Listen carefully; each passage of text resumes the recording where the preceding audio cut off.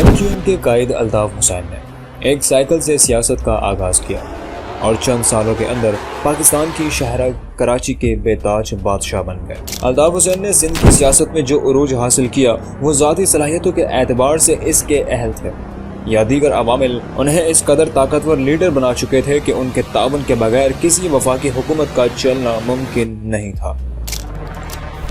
الطاف حسین نے لندن سے بیٹھ کر کراچی پر راج کیسے کیا؟ پھر یہ وقت بھی آیا کہ وہ پاکستانی میڈیا جو ان کے خوف سے کانپتا تھا اس میں الطاف حسین کی تصویر دکھانا بھی جرم قرار پایا۔ آخر اس کی وجہ کیا ہے؟ کہتے ہیں کہ ہر کمال کو زوال ہوتا ہے اور انسان دنیا میں مکافات عمل کا شکار بھی ہوتا ہے۔ سوال یہ ہے کہ بانی MQM الطاف حسین دنیا کے لیے نمونہ عبرت کیسے بنے؟ ان کے عروج و زوال کی کہانی انتہائی سنسنی خیز ہے اور یہ کسی فلم سے کم نہیں ہے۔ آئیے آج کی ویڈیو میں الطاف حسین کے عروج اور زوال کی کہانی جانتے ہیں۔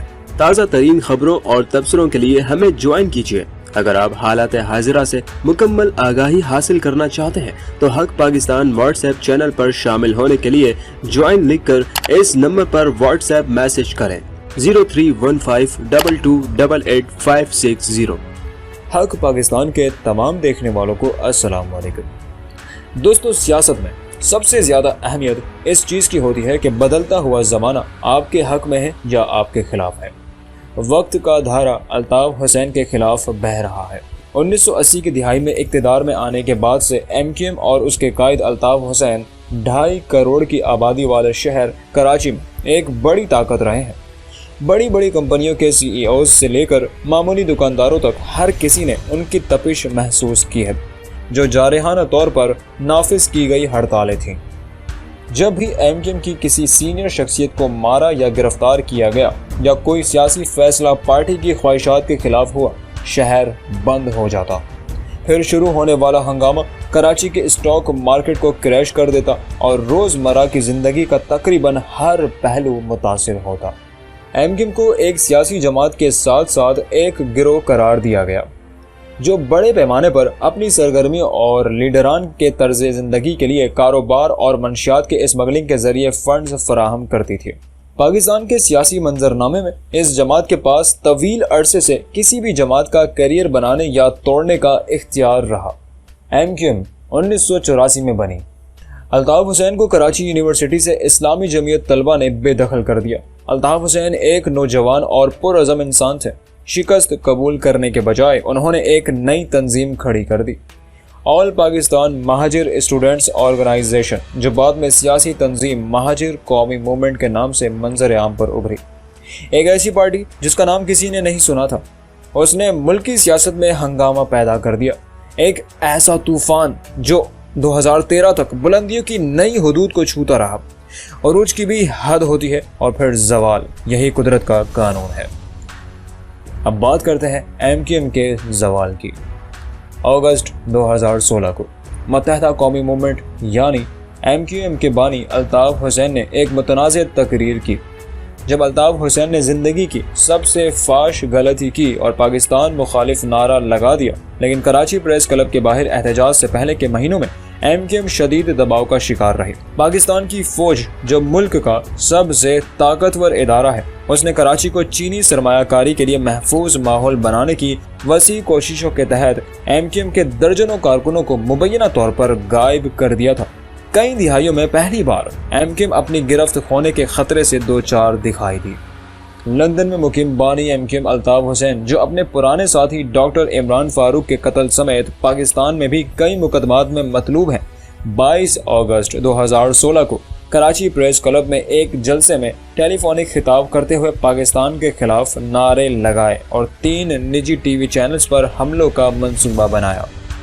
ان دنوں کراچی پریس کلب پر MQM کے رہنماؤں کی بھوک ہڑتال بھی جاری تھی، لیکن اس واقعے کے بعد جب MQM رہنماؤں کی پکڑ دھکڑ کا سلسلہ شروع ہوا تو اس وقت کے ڈپٹی کنوینر فاروق ستار سمیت پاکستان میں موجود MQM کے رہنماؤں نے الطاف حسین اور ان کی پاکستانی مخالف تقریر سے لا تعلقی کا اعلان کر دیا۔ اس کے بعد لاہور ہائی کورٹ نے میڈیا پر الطاف حسین کا بیان نشر کرنے پر پابندی لگا دی اور حکومت پاکستان کی جانب سے برطانوی حکومت کو ریفرنس بھیجا گیا جس میں بانی MQM کے خلاف کارروائی کرنے کا مطالبہ بھی کیا گیا تھا۔ 23 अगस्त 2016 को पाकिस्तान रेंजर्स की जानिब से 9-0 पर वाक़े MQM के तमाम दफातर को सील कर दिए गए, जिसके बाद अब तक ना तो मुत्तहदा कौमी मूवमेंट पाकिस्तान सियासी तौर पर मुस्तहकम हो पाई है और ना ही इसके सियासी किले की रोशनियां बहाल हो सकी हैं। कराची प्रेस क्लब पर भूख हड़ताल कैंप में अल्ताफ जिंदाबाद के नारों के दरमियान कुछ ने अपने भाई के लिए अपनी जान देने का अहद भी किया। अल्ताफ हुसैन के जवाल का आगाज। 2016 की उस दोपहर अल्ताफ हुसैन ने फौज और हुकूमत के खिलाफ तकरीबन 100 मिनट का तंजिया बयान देना शुरू किया। उन्होंने अपने कुछ सख्त अल्फाज मीडिया इदारों के लिए मखसूस किए, जिन्होंने MQM को कवर करने से इनकार कर दिया। अल्ताफ हुसैन ने सामीन से सवाल किया, तुमने जाकर उनके नशरियात बंद क्यों नहीं की? किसी ने फौरन जवाब दिया, हम अभी उनके कैमरे तोड़ देंगे भाई, हमें हुक्म दो। एक हुजूम ने पास ही मौजूद मकामी चैनल ARY न्यूज़ के इस्तकबालिया के दरवाजे तोड़ दिए और फर्नीचर को नुकसान पहुंचाया। सिक्योरिटी गार्ड्स का पीछा किया और उन्हें लाठियों से मारा। बाहर गोलियों की आवाज़ें सुनी जा सकती थीं और जल्द ही कई गाड़ियों में आग लग गई। दिन के इख्तिताम तक एक शख्स हलाक और कई जख्मी हुए, जिनमें एक पुलिस एहलकार भी शामिल था, जिसे मार पीट कर बेहोश कर दिया गया। ARY और एक और TV स्टेशन ऑफ एयर था। अल्ताफ हुसैन नुकसान का मुशाहिदा करने के लिए शहर में मौजूद नहीं थे। उन्होंने लंदन से फ़ोन पर अपनी तकरीर की, जहां वो मनी लॉन्ड्रिंग से लेकर कत्ल तक के इल्ज़ामात के बावजूद 3 दिहाइयों से जुलावतनी की ज़िंदगी गुजार रहे हैं।